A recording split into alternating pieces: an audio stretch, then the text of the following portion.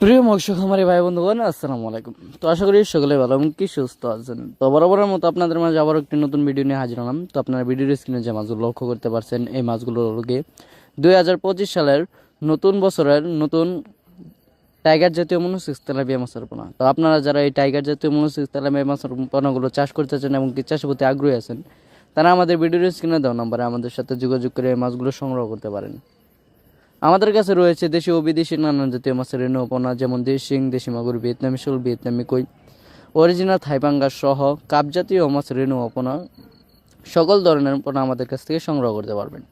তো আজকে বিস্তারিত আলোচনা করব আপনারা এই মাছগুলোকে কীভাবে পুকুরে চাষ করবেন। তো এই মাছগুলোকে পুকুরে চাষ করার প্রথম ক্ষেত্রে আপনাদের যে কাজটা করতে হবে সেটা হলো পুকুর প্রস্তুতি।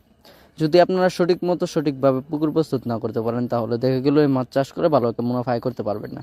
এবং কি আপনারা জানেন, এই টাইগার জাতীয় মনোসেক্স যে তেলাপিয়াটা রয়েছে, এটা চাষ করে ভালো একটা মুনাফা আয় করা যায়।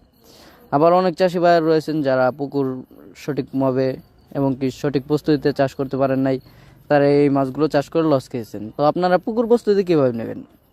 তো পুকুরের চারপাশে যত ময়লা আবর্জনা রয়েছে ওইগুলো পরিষ্কার করে নিতে হবে। পুকুরে চুন, সার, সমিথন এবং কি উস্তাদ, আরও বিভিন্ন ধরনের মেডিসিন রয়েছে, তা আপনারা প্রয়োগ করে তারপর আপনারা পানি দিয়ে এই মাছগুলো পুকুরেতে ছাড়তে পারবেন। তো আপনারা এই মাছগুলো এককভাবে এবং কি মিশ্রভাবে চাষ করতে পারেন।